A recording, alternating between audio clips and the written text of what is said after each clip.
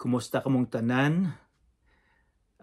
Magpasalamat kita sa Ginoo nga kita tuon gihapon sa balaang pulong, o magpasalamat usab ako sa tanan nga mitabang aron nga kita makatuon sa pulong sa Ginoo. Sa dili pa kita magsugod, atong hangyoon ang Dios nga may mag-uban kanato karon. Magampo kita. Sa ngalan sa Amahan nga mao'y gapadala sa iyang anak tungod sa dakong gugma. Sa ngalan sa anak nga mao'y gahatag sa iyang kinabuhi aron nga kita adunay kinabuhi nga walay katapusan. Kinabuhi nga magauban dinha kaniya. Sa ngalan sa Espiritu Santo nga mao'y mutabang mugiya sa among kinabuhi, samtang kami mag-alagad nga na kanimo. Lord, sa among pagtuon karon, hinaot po unta nga among masabtan, among mahibaluan, nga tungod sa Espiritu Santo, ang imong pulong misabwag gikan sa Jerusalem, hantod sa Roma, hantod dinhi sa among lugar, hantod sa Pilipinas. Nakahibalo kami sa kaluwasan tungod sa Espiritu Santo nga imong gidihog nga didto sa unang mga Kristyanismo. Lord, tabanga ang among pagtuon karon. Hinaot po unta nga imong abrihan ang tagsa-tagsa namo kakasing-kasing. Sa ngalan ni Jesucristo nga among manluluwas. Amen. Usahay na ako'y madungog nga moingon sila, ug unsay akong namatan, ug unsay mga pagtuo sa akong mga lulo, sa akong mga kagikanan, didto usab ako magpakamatay. Hangtod ako mamatay, motuo ug mosalig kung unsay gituuhan sa akong mga ginikanan. So, nganong ako maning gidala ang nahitabo God sa nagsugod na ang Kristyanismo, nga gasugod na og trabaho ang mga unang mga Kristyanismo, ang mga unang mga Kristiyanos nga gidihugan sa Espiritu Santo. Ang mga Hudiyo, silang tanan Hudiyo, apahan ang mga religious leaders, ang mga pangulo nila, mituo sila nga kining mga sumusunod ni Hesus, sayop kaayo sila. Kay ngano man nga sayop sila, kay wala sila motuo sa mga pagtudlo sa among kagikanan. Ngano man ni sila nga lain naman ang ilang pagtuo. Nga unta kini sila natawo man nga mituo nga ang libro ni Moses, ang mga sugo ni Moises, maugay gisunod nato sa pila ka gatos ka tuig. Karon sila miingon nga ang Misaya miabot na. Wala na sila mutuo, musunod nga ang mga sugo ni Moses mo ay pinaka-importante sa ilang kinabuhi, kundili mingon sila ang makahatag lamang sa kinabuhi nga walay katapusan mao si Jesucristo.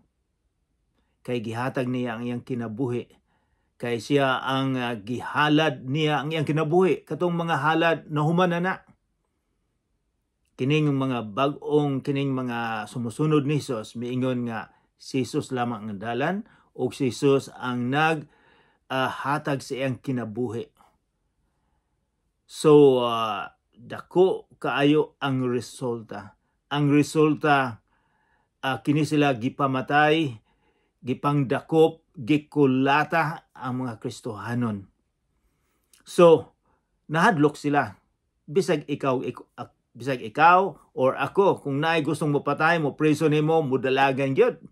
So kini sila nagdalagan, o samtang nagdalaganay sila, nag-adto sa ubang lugar, ila usab nga gisabwag ang maayong balita nga si Hesus lamang ang dalan og kamatuoran, nga siya ang Misaya, nga siya ang manluluwas.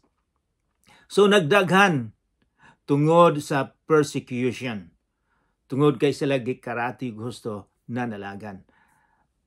Karon sa pagpanalagan nila, ang uban miadto sa usa ka dakong syudad sa unang panahon, tulo ka buok ang dagkong syudad, ang Roma, ang Alexandria, Egypt, o ang Antioch.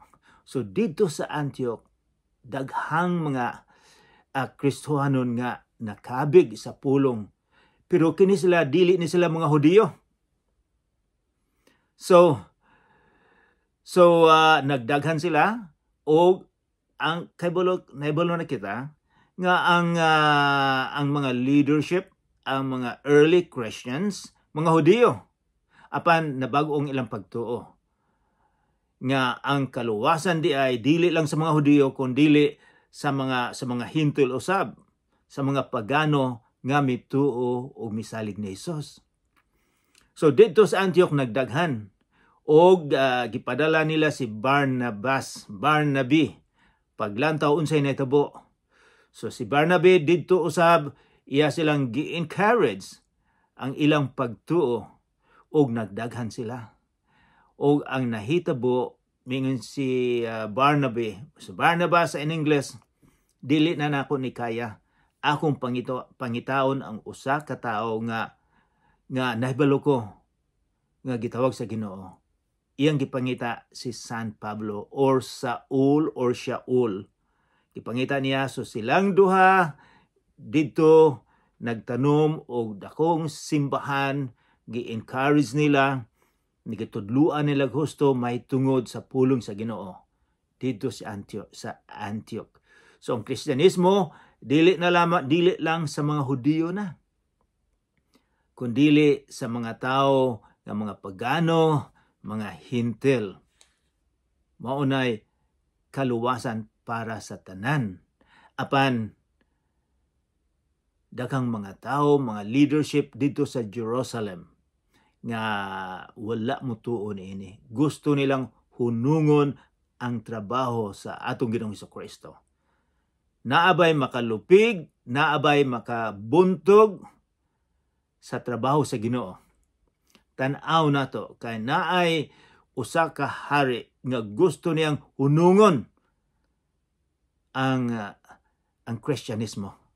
So abrihan nato ang atong Bible sa sinulat ni Dr. Lucas sa kapitulo 12.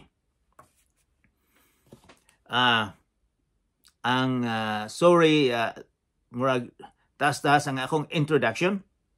Pero atong abrihan ang atong Bible sa kapitulo 12, ang Acts or sa Binisaya mga buhat.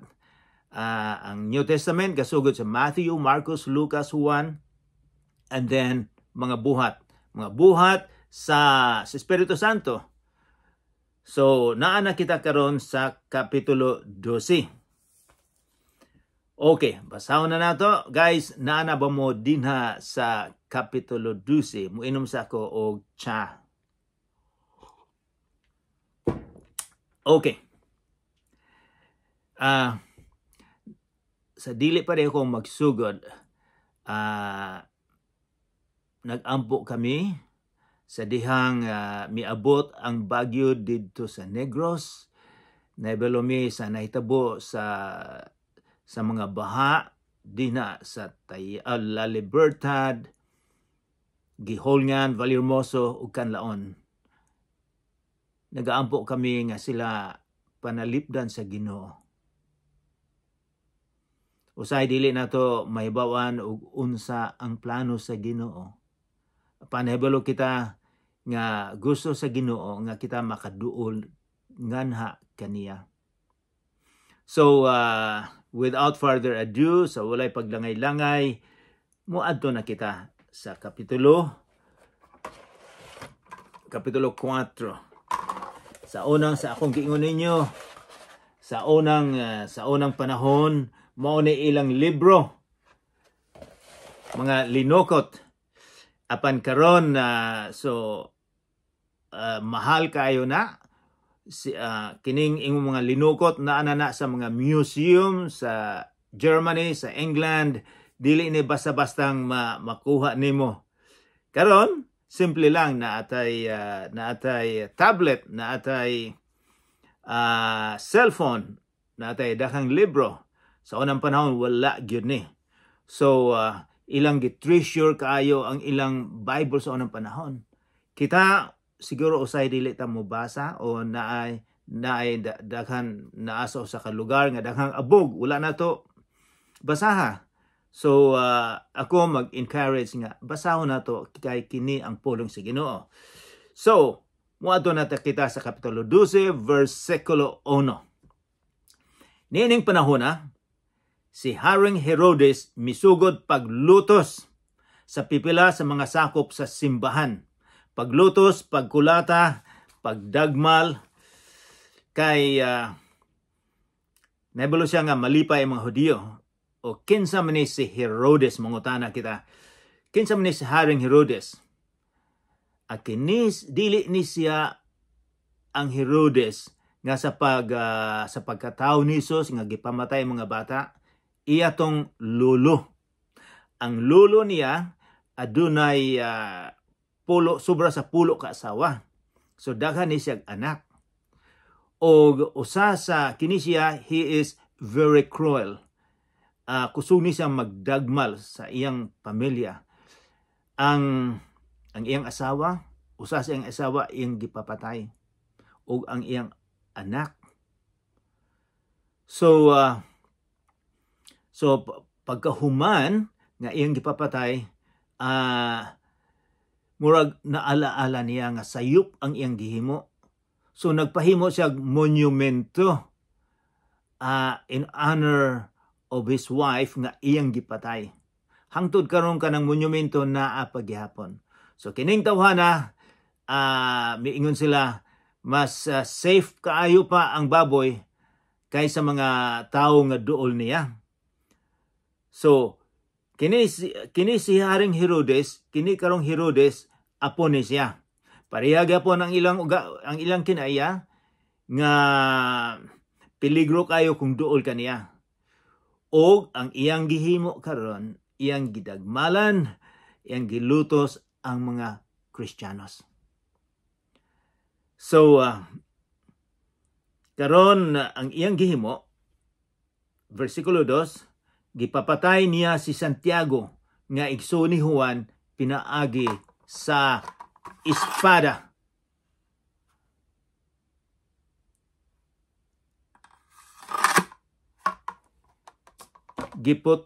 Giputluan og liog si Santiago. Kay si Santiago usa sa mga leader. Kinsa man ni siya Santiago nga mangutana kita? Kinsa man ni siya? Si Santiago sa mga followers sa atong Ginoong Jesucristo, sa mga sumusunod sa iyang mga apostoles, tulo ka mga apostoles nga duol kaayo kaniya. Peter, James, and John. Si Pedro, si Juan, o kini si Santiago. Kini mga duol kaayo ni sa atong Ginoong Jesucristo.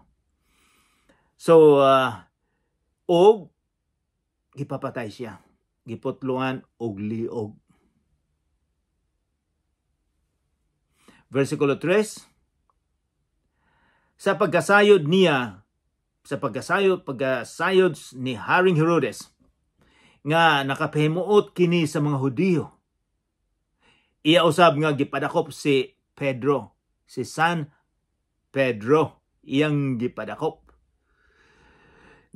Nahitabo kini sa pangilin sa pan nga walay patubo. Ang bote pasabot ani usani nahitabo kini sa ilang pag-celebrar sa pista sa Passover. Usani ka simana nga pag-celebrar ato naning natun-an. So miingon siya nga dili na ako ni patyon si Pedro ni ining panahon na kay sagrado ni karon. So gipadakop si San Pedro.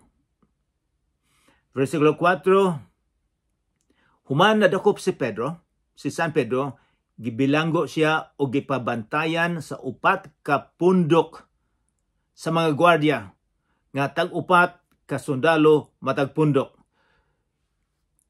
Naglaraw si Herodes nga pag-imbestigar kaniya inikawas sa kasaulugan. Paghuman sa fiesta nila, iyan ang patyon si San Pedro. So, gipagwardyahan niya Augusto.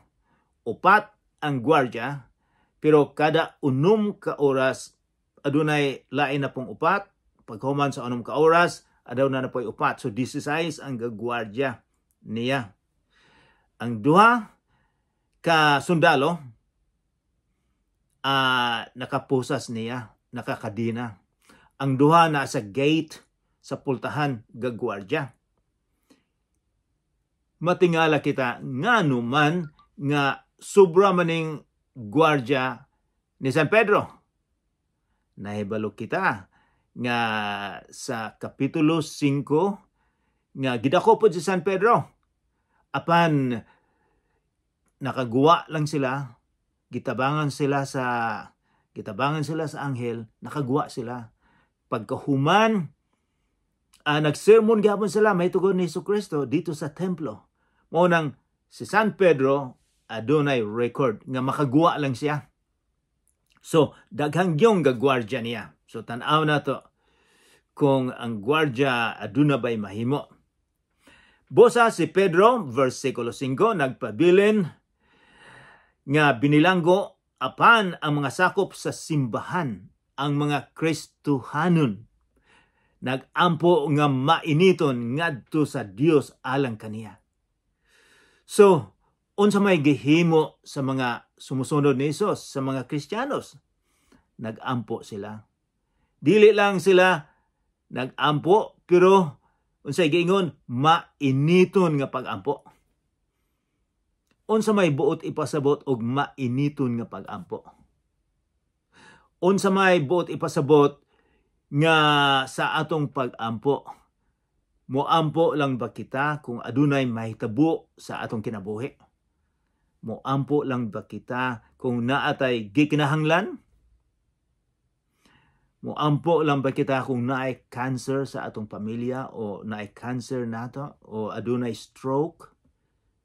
Maulang ba na ang atong pag-ampo? Di na lang ba kita moduol sa Ginoo kung aduna kita'y kalisod? Kini sila nag-ampo og mainiton gyud.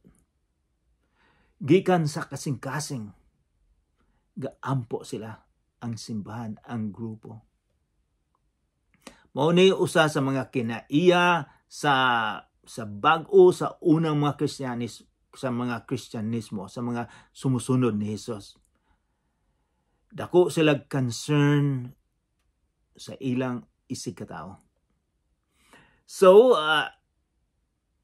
versikulo 6, ni anang gabi, sa dayon na siyang itugyan ni Herodes. Itugyan patyon, potloan og liog,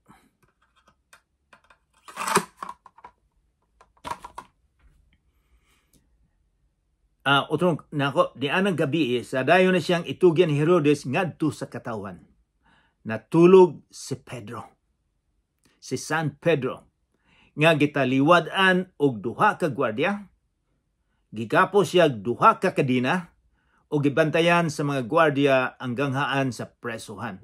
So, dili gyud ni siya makaiskapo sa atong paglantaw, sa tawhanong paglantaw. No more chance. Walay pag-asa nga makaiskapo. Huna-hunaa nga 2 ka gwardiya nakatali, nakakadina niya. O kung makaiskapo pa siya, naapay 2 ka gwardiya sa dito sa gate. Tanaw na to. Og sa kalit, versikulo 7, ang usa ka anghel sa Ginoo og may kahayag nga midan-ag sa bilangguan. Mas kusog pa ni sa flashlight. Kusog pa ni sa adlaw. Unya giyugyug sa anghel ang abaga ni Pedro. Gipukaw siya og giingnan, bangon dayon. Og diha na nga tangtang ang kadina sa iyang kamot. Naibalo ba mo sa original nga sinultian sa Grego? Dili giyugyug, kundili mura og gitamparas, mura og gisampal, mura og gilamparos, dili ang naong, pero posible siguro nga ang likod o ang abaga kay si San Pedro God kusog ni siyang matulog. Atong mahinumduman nga sa didto sila sa bukid sa Olivos sa wala pa gidakop ang atong Ginoong Jesucristo, mingon si Jesus kanila ni Matthew, Mark, Luke, ni Peter, James, and John, ni Pedro, ayaw mong katulog pag-ampo mo. Kay bulo ka, pagbalik sa atong Ginoong Jesucristo, katulo nangatulog paghihapon sila. So si Pedro, mahilig ni siyang matulog. Kabulo ka, maayon ta ang akong problema karon. Dili ko makatulog o dugay kayo kanang diretso. Kundili, matulog ko alas 10, mamata alas 2, pagkahuman, matulog na pod. So, si Pedro, unsa siguro sekreto niya, sige siyang matulog, maghagok pa siguro ni, kung matulog. So, unsa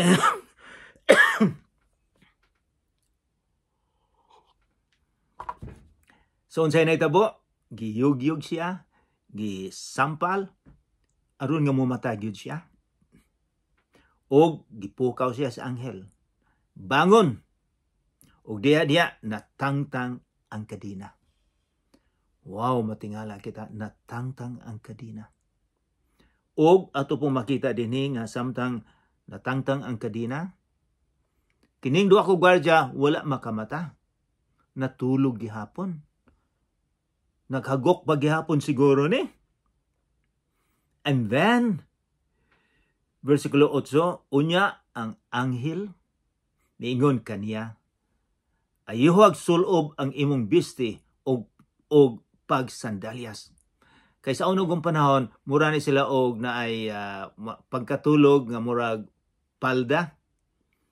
Pero kung mudalagan sila kalang bakusan yun ang nila gusto, aron nga makadalagan sila, mao gisulti sa anghel. Gituman kini ni San Pedro, ug ang anghel miingon, pagkupo ug sunod kanako. Misunod si San Pedro kaniya paggula sa bilangguan. Apan wala siya masayod kung tinuod ba gayod ang gibuhat sa anghel, kay abi niyag nakakita lang siya panan-awon. Murag nagdamgo lang siya. Wala siya makatuo nga siya makaguwa dinha sa bilangguan. Miagi sila sa unang mga gwardya.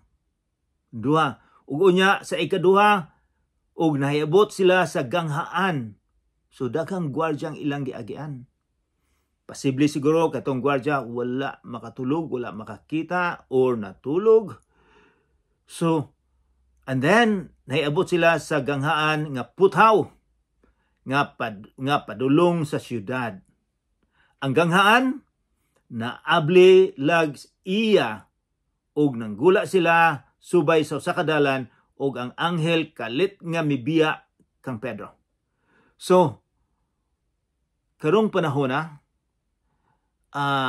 kung musulod ka sa usa ka dakong building sa opisina, sa pagduol nimo ang ganghaan mo abre lang automatic.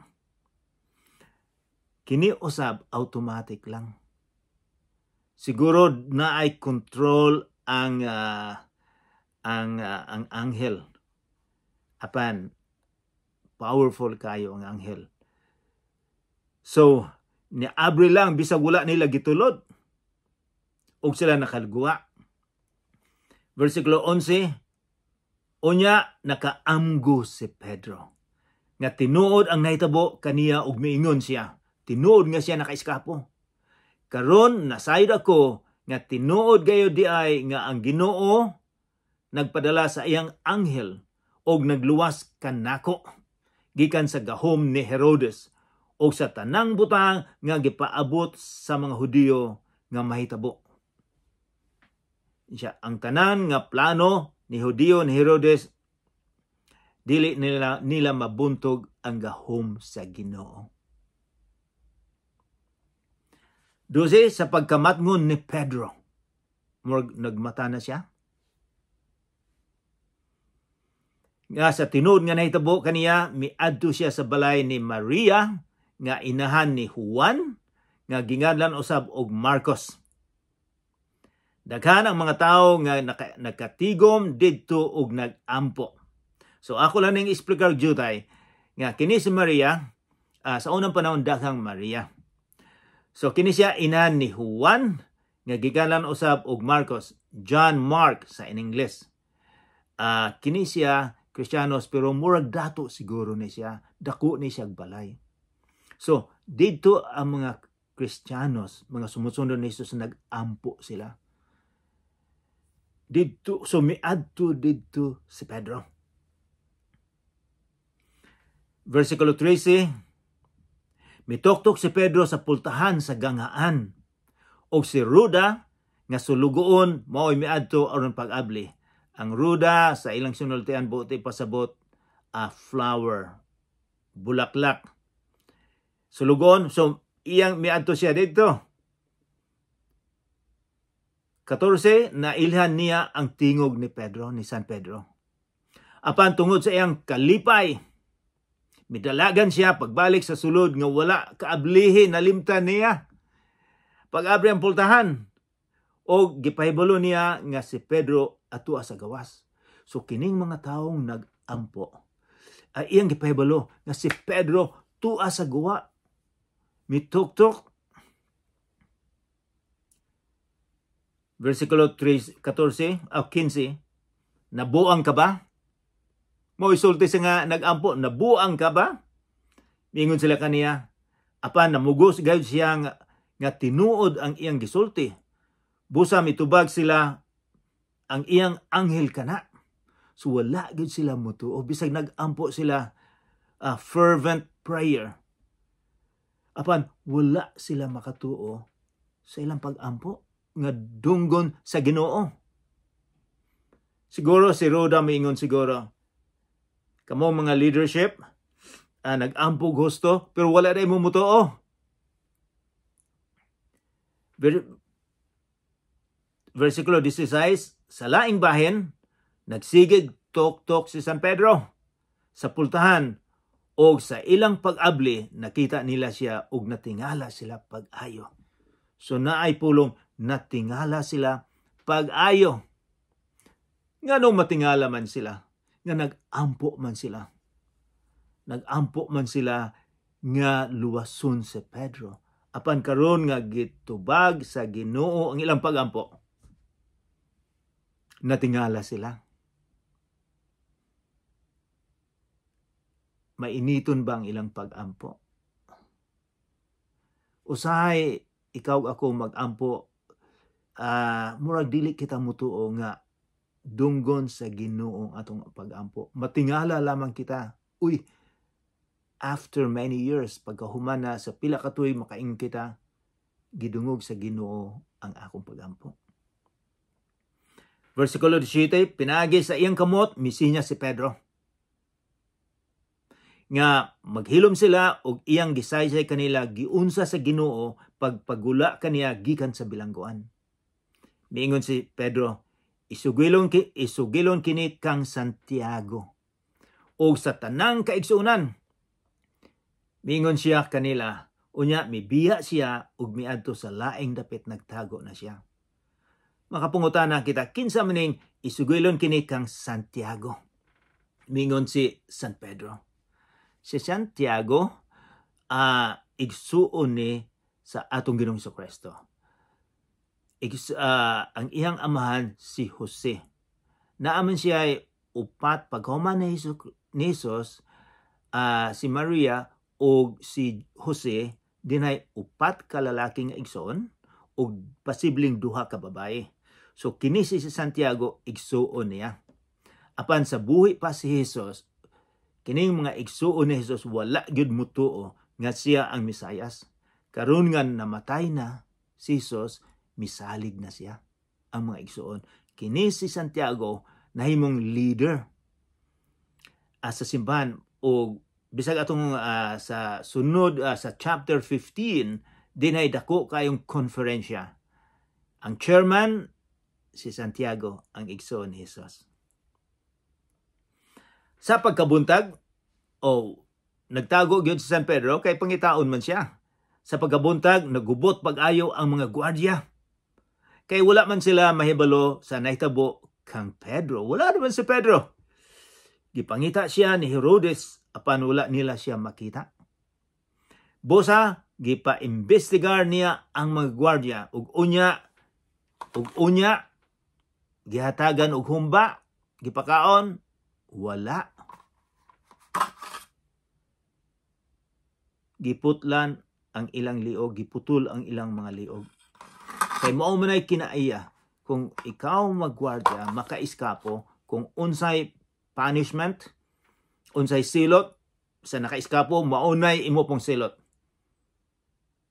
So, gipamatay ang mga gwardiya.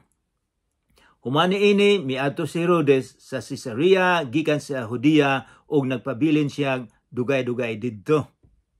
So dinhi makapungutana kita, ngano man nga gitugutan man si Santiago, usa sa mga apostoles nga giputlan man sa liog, wala man salbar, o apan si Pedro giluwas man.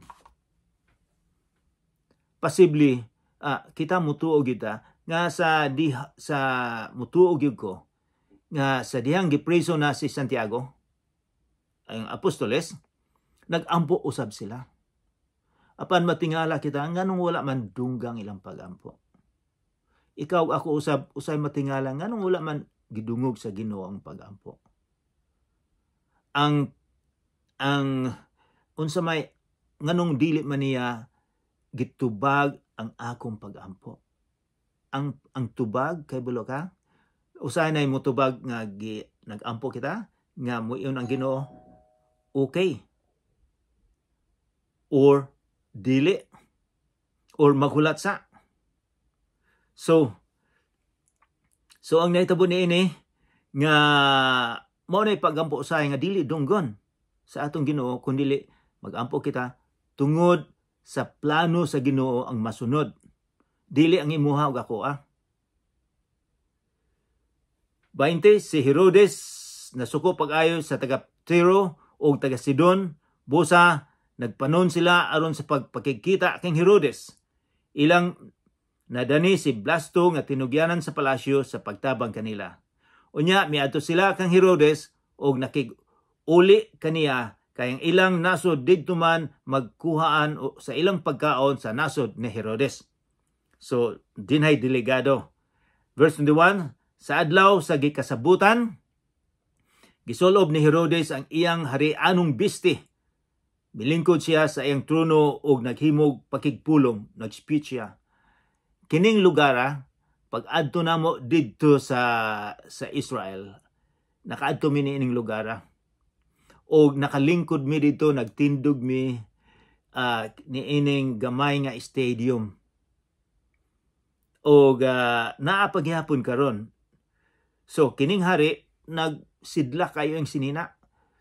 Nag-speech siya mga buntag, mga alas 8 siguro, alas 9 aron nga musilang ang adlaw sa iyang sinina nga hayag kayo. Naninggit ang mga tao. Ingon sila, dili tao ang nagsulti kundi Dios.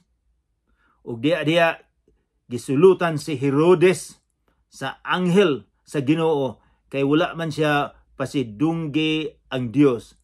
Giulod siya ug namatay. Dinay sa versikulo 23, kay bilo ka dagmal o dili gidagmal gisampal si Herodes. Pareha ang pulong nga gigamit. Ang usa sampal gipukaw, karon ang usa si Herodes gisampal namatay. Apan ang pulong sa Dios nagpadayon pagkaylap, pulong sa Ginoo. Si Bernabe ug Saulo namalik gikan sa Jerusalem human matapos ang ilang misyon dala si Juan. Dini atong makuha nga walay makabuntog sa plano sa Ginoo. Si Herodes ug ang ubang mga tao sa mga reliyoso ilang gustong hunungon ang Kristyanismo apan walay makapahunong sa Kristyanismo. Walay makapahunong sa plano sa Ginoo. Mag-ampo kita. Ama namong langitnon, daghang salamat nga ang imong plano mao'y masunod dili ang amoa. Daghang salamat sa mga pulong nga imong gihatag namo karon. Pasayloa kami sa mga sala sa ngalan ni Jesus. Amen.